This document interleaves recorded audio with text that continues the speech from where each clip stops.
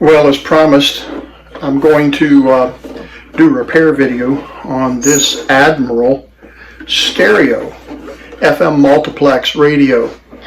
The initial test, as you will see, reflected a dead channel on the stereo, and so I've cleaned this one up. This is the finished product, but it cleaned up nicely. We're going to use a vintage piece of electronics equipment called a signal tracer, and it's a very common piece in an electronics shop, perfect for this kind of repair. And I'm going to show you that signal tracer in a moment, and we're going to use that signal tracer to track down the issue on a radio like this. Very common repair, and if you have a schematic, it's even better because you can follow the signal and listen for the signal along the trail, the signal path. In this case, I was familiar with how the circuit boards were set up, and so I was able to identify the two channels, right and left, and be able to sniff around with the signal tracer and find the signal breakdown. And so that's the whole point of this repair, because a lot of you guys do repairs on vintage electronics, and some have more experience than others. So this is just a simple demonstration, should be a short video on repairing this Admiral. The model number, I don't even have a model number on this unit. Oh yes, I do. Model RFM 161. RFM 161. Really nice AM FM stereo radio. We're here in the shop, and I've got the Heathkit signal tracer model T3, and it's used to listen for active signals in either RF radio signal or an audio signal, and it's got a replacement speaker connections here, and it will even do a watt test here. You're going to check the watts and watch the levels here on the electric eye. But what I've got this hooked up to here on the bench is just a signal generator. This is a function generator that's generating a 600 hertz tone right now. You can see that, a 600 hertz waveform, and so we'll hook up the waveform to the signal generator. And let me turn the volume down a little bit and try to do this with one hand. And okay, so I've hooked the tone generator up to the signal tracer, and that's what we're hearing there, that 600 hertz. And what we're going to do is we will take the signal tracer. We're not going to use the signal generator for the repair. We're going to use the signal tracer, and we're going to hook the ground lead up to the chassis of the radio, and then we're going to use a little capacitor.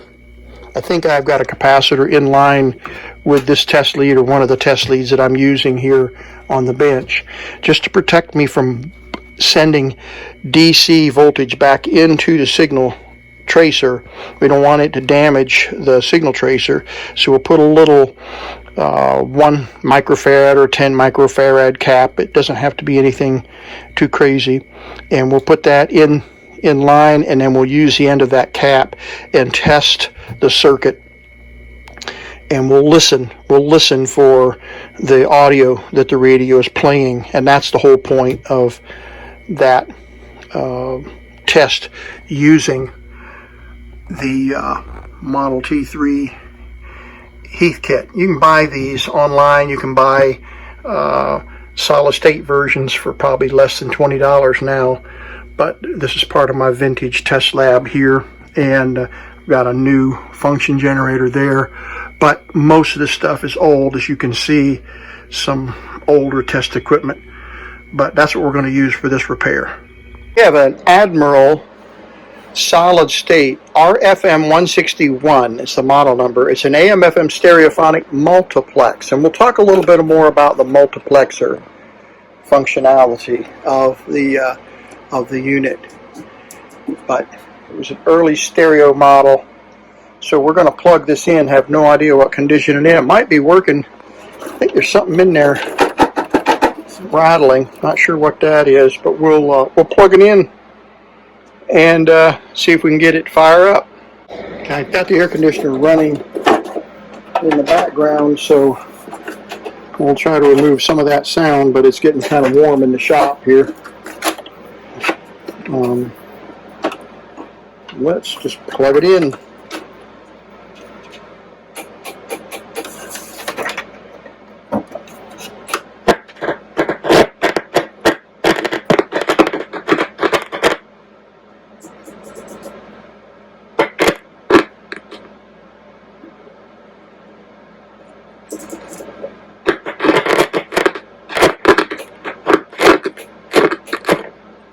Well, the dial works.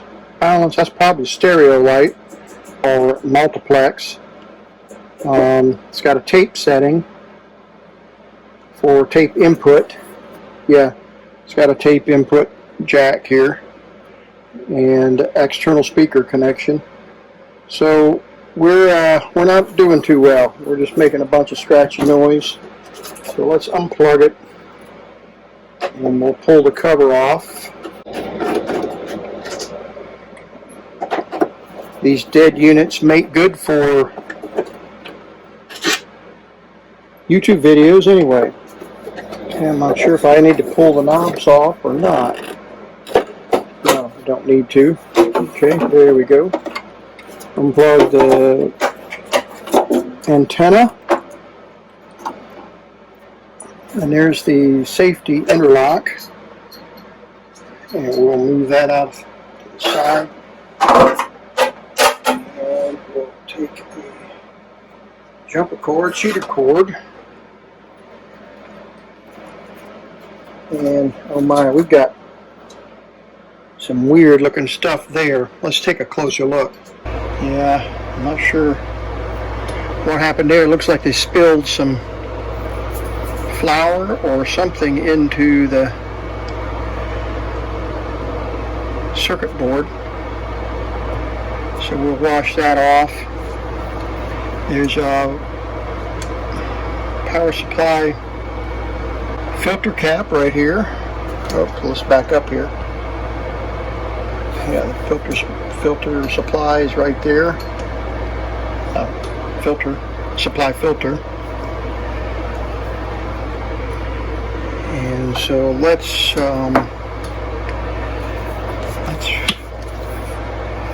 fire it up and see if we get some noise here. Okay.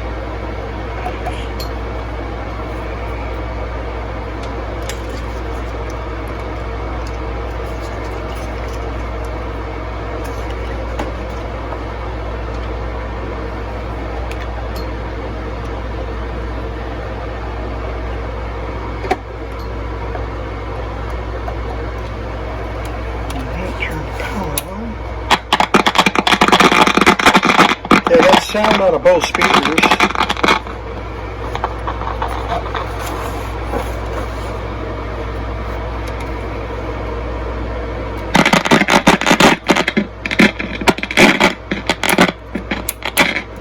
Alright, so let's spray. I can find the spray.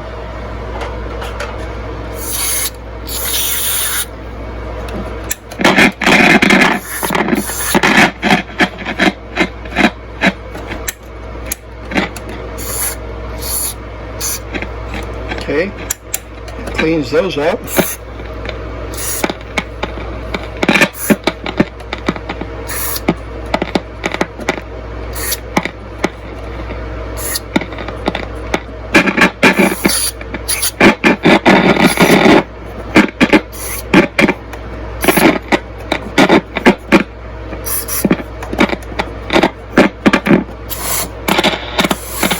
Okay, we got AM now.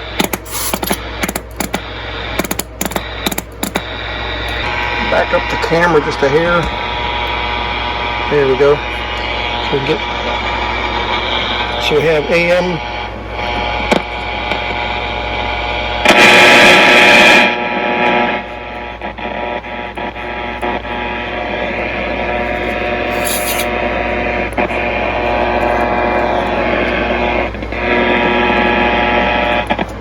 Okay, so this balance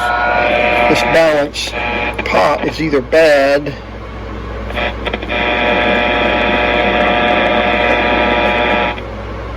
or we're missing something. It's missing a channel. Missing this channel over here.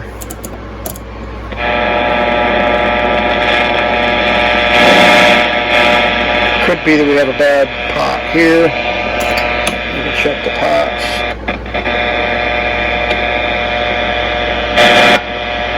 Yeah, so this channel is dead or weak. So if we short these terminals on the pot, give the full volume on that side, we should get full volume on this side, and we don't. So we've got a problem with this channel. Let me flip it to that side. There is a little bit of audio, but you can see we're not getting through the amplifier. So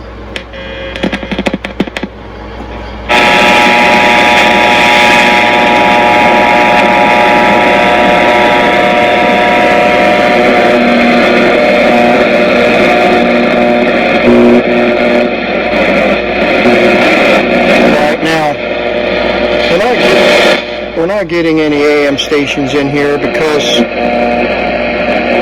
it's middle of the day. It's the middle of the day, and we're in a Faraday cage shop here, so we're not going to get any radio stations AM. But we should get some FM stations, so let's try the FM. There's FM. Turn the volume up. Yeah, FM's working.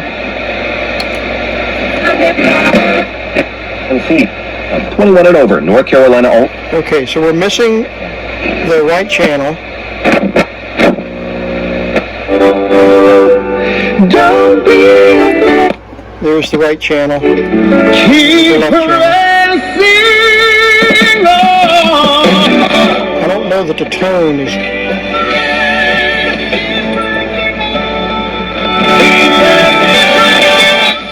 Yeah, I guess the tone is working. It's not terrific, but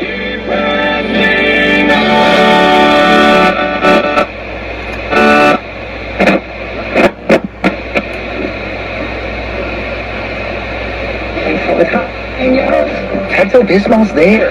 okay, so we got FM. Now I'm curious if we have FM stereo, even though we won't have two speakers. Let's put it on multiplex. Multiplex stereo. Let's see if we can get the antenna.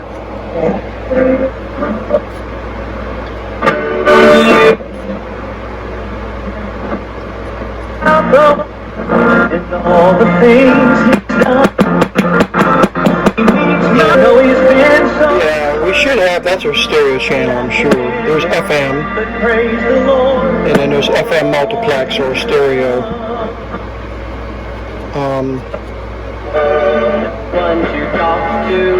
So we could have a bad bulb, or we may have a problem in the multiplex circuit, because definitely the signal is strong enough.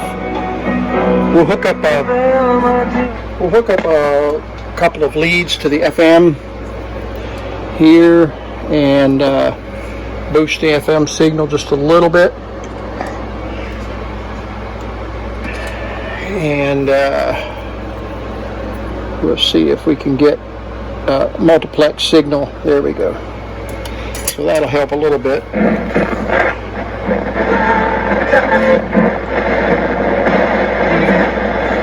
On multiplex.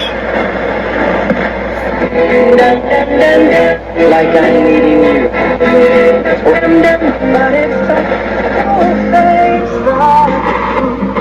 Oh yeah, the light is burning now.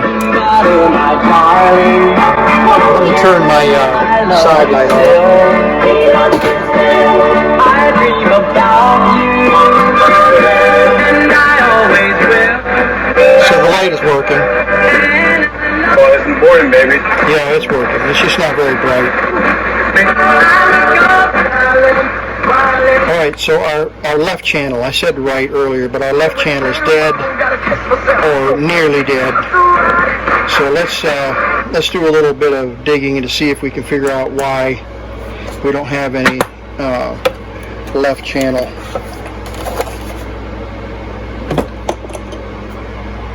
let's just double check. See, we got volume, full volume here, and I've got the balance to the left, and there's to the right just a little bit.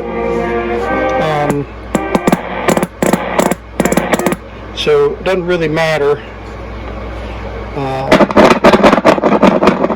Still got a dirty pot. Let's spray that one more time.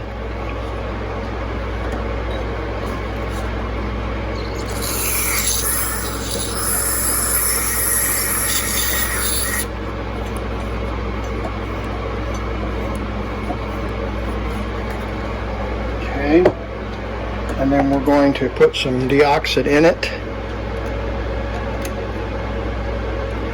There we go. That should make a difference. Turn on.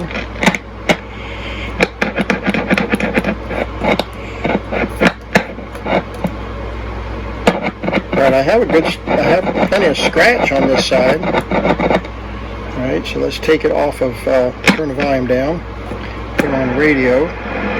What I'm doing now with this tool is it's a metal tool, and my hand is picking up all the AC hum in the room. And basically what I'm doing is the signal tracing. I'm injecting a tone, a hum into the different channels here to see if I'm getting hum in both channels. And now I'm going to move onto the audio board and start working from the speaker side backwards to see if I can get to the amplifier circuits and find out if there's audio with my hum testing tool here. This is all super low voltage stuff, 6 volt stuff, so there's no danger of electrical shock if you know what you're doing. All of these circuits are operated under low voltage DC, so that's what I'm working with now with just using the probe. Okay, there's auxiliary. Okay, we got right channel, but nothing on the right channel. See, we're touching the input here and nothing here. Let's get the balance put back where it was. Okay. All right, so our amplifier is weak on one channel.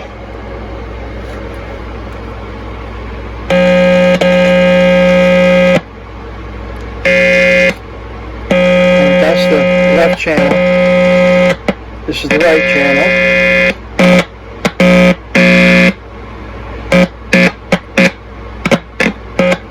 Okay, so the amplifier circuits are okay.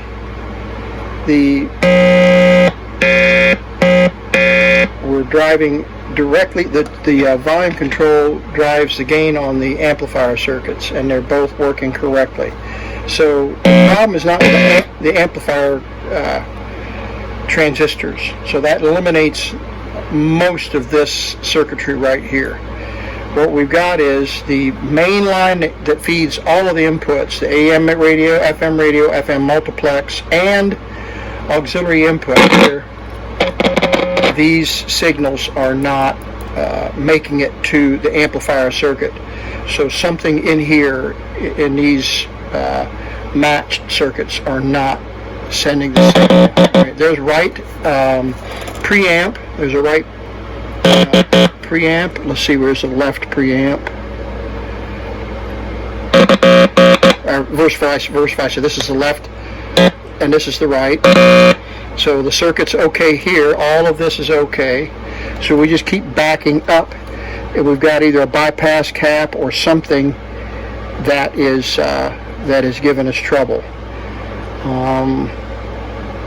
Be nice if we had a schematic, wouldn't it? All right, what I'm trying to figure out is everything from here over looks to be parallel. All the transformers, the caps, the two transistors here. Let me get one of them. There's one. There's one. Okay, those are good. Those are good.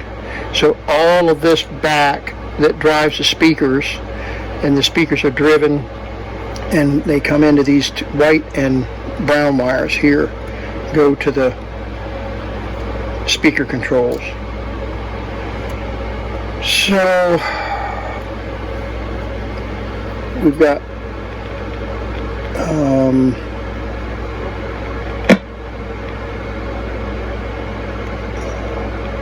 what I'm trying to do is find the input, which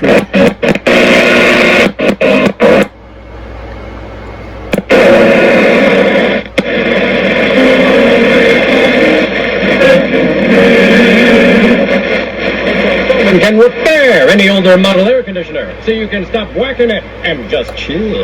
And that loud audio there, loud audio there.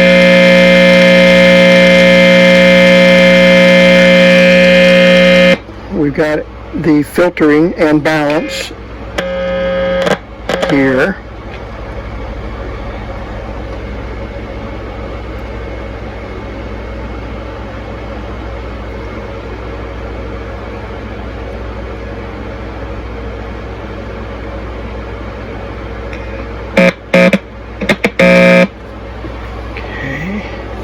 We're going to continue to work backwards from the amplifier circuit into the AM radio and FM and tape input sections until we find the breakdown.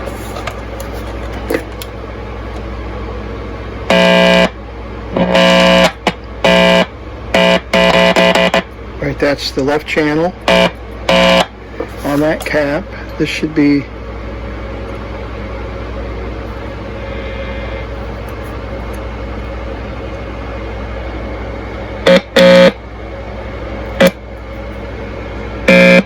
okay, that's the right cap. And what we're doing here is just following the traces on the circuit board to try to follow the signal path. So I'm checking each side of those little capacitors to see if I have signal on both sides of the cap as I work away from the working signal to the questionable circuit. Okay, these are not in the audio path, so they must be the power caps.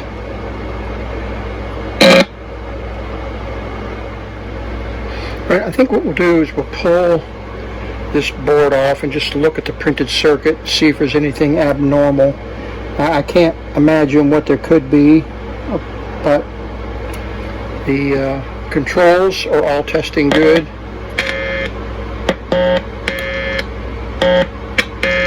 Yeah, so grandson of the Southland boys, yeah, to the Confederacy.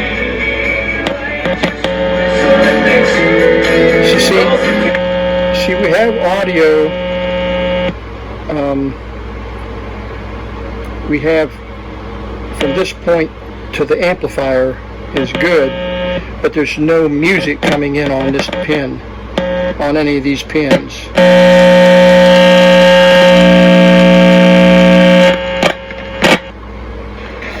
Alright, so what we can do is take the signal tracer and we'll listen and see if we have audio music on any of these pins. We've got the signal tracer right up above us here. So what we're doing is we're switching from signal, those two channels, injecting with that buzz, to signal tracing. Okay, I'm sorry, I'm going to block the view here, but basically what we're doing is using the signal tracer to listen for that music that's playing. And so we're going to move around on the circuits to continue to see if we can hear music playing where it starts or where it stops playing. Okay, we tracked the audio is clean all the way through here if we inject a signal onto the audio board. But the second channel, the left channel, is still dead, or weak, very weak, almost non-existent, coming out of the tuner sections. So you got the AM, FM, and the amplified, the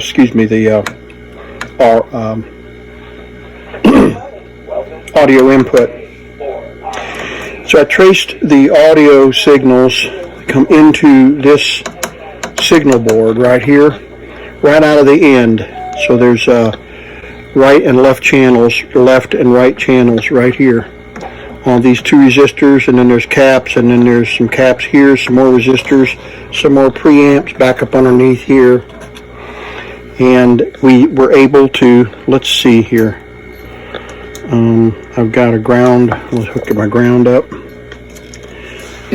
turn the audio up a little bit up here on the signal tracer. I can come in here on the Vietnam's Communist Party has nominated the country's top police working channel, and there's the dead channel. So I'm on either side of this capacitor right here.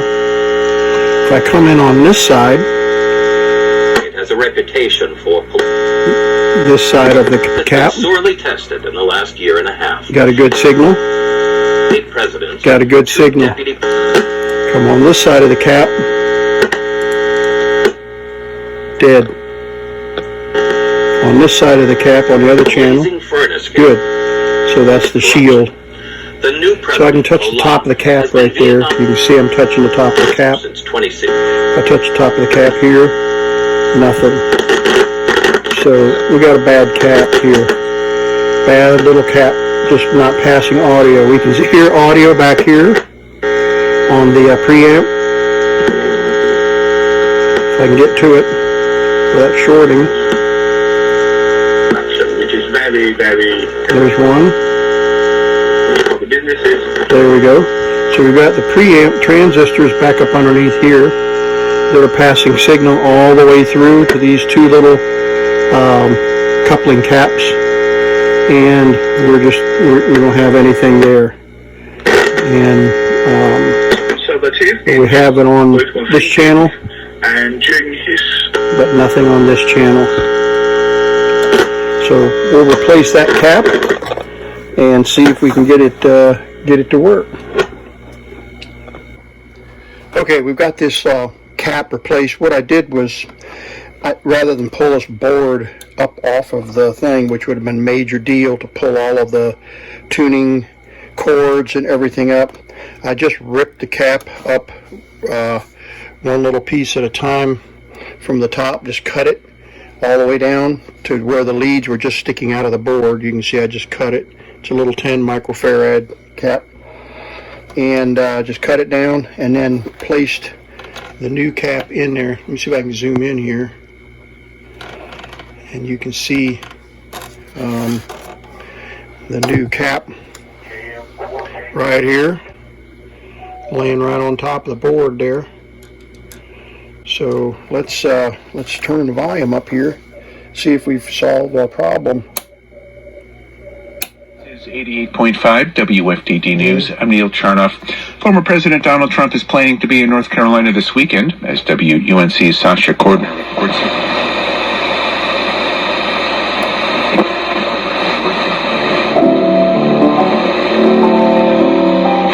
Memorial Day weekend, it has been around for more than 60 years. All right. To a spokesperson for the Charlotte Motor Got the right channel. Trump's Sunday visit would be the first time. There's the right channel. Has attended a race at the Speedway in Concord. All right, and we switch it to Meanwhile, the left President channel. Biden stopped in the Or Charlotte vice versa. area earlier this month to meet with the families of the officers killed in last month's deadly shooting. That was ahead of a scheduled visit to right. Wilmington. So I'm we're Sasha good. Cordner. There's one little errant cap. State of the county health report for Watauga.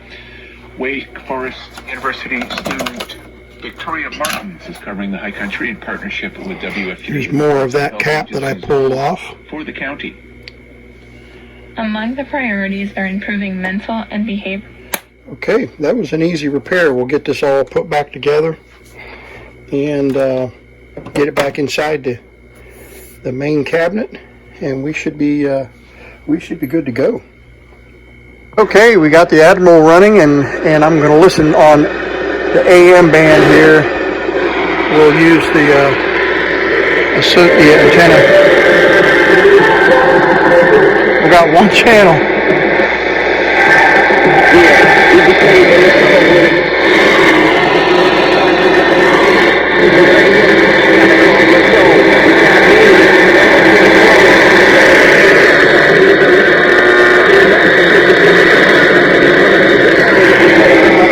Okay, so that's AM, obviously. Now we've got FM.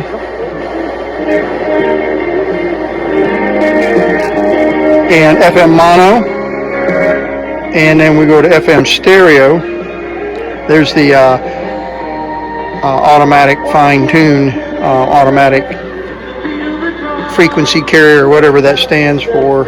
It locks the channel, finds this channel, and then we can go to multiplex, and you probably can't hear it on the phone, but definitely moves to stereo.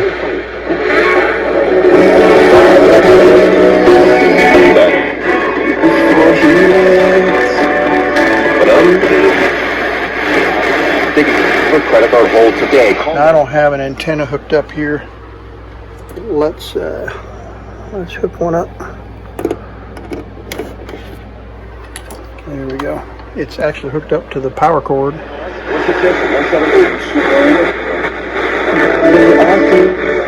Carolina, want to know more? Just go to wsfairgrounds.com. Once the door, I feel it.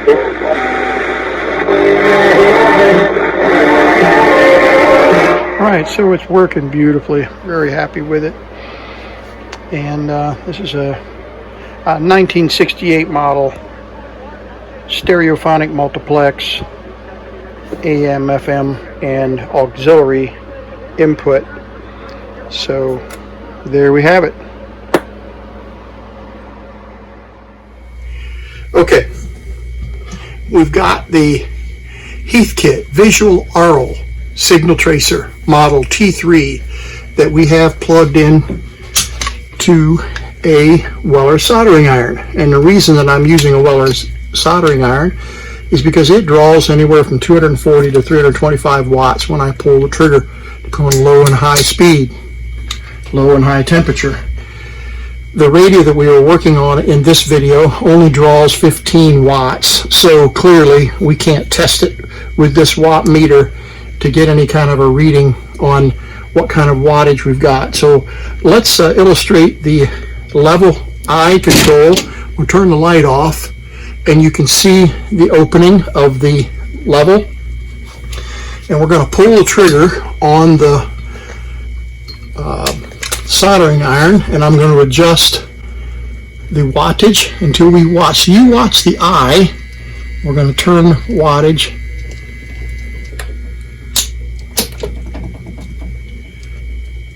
Okay, I had the thing set on noise instead of watt meter, so let's set it on watt meter, and we'll turn the, I'm going to pull the trigger. So you got a bright spot there, and we're going to adjust this until the window opens fully. So we get it right about there, and let's look at it with the light on.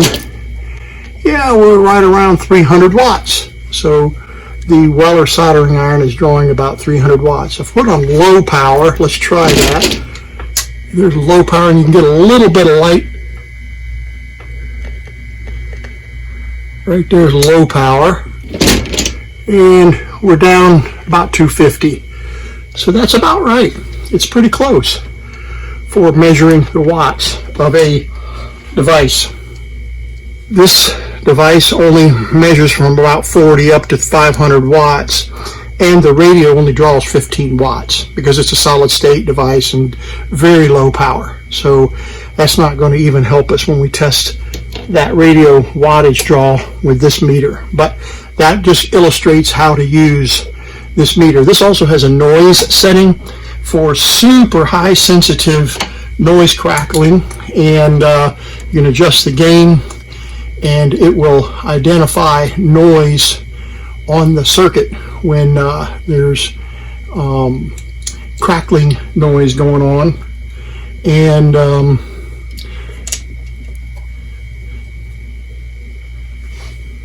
has to be turned on, of course. And any kind of noise is super highly sensitive on noise setting, and then it'll also listen to crackling like bad resistors. So you have a high gain setting, which is what it's on right now, and you can hear how howling noise it is, or you can go to low gain, and and it will turn the gain down just a little bit. I've got a hum because I'm holding on to the test leads right now. But that's just kind of a quick look at the Heathkit Visual Aural Signal Tracer.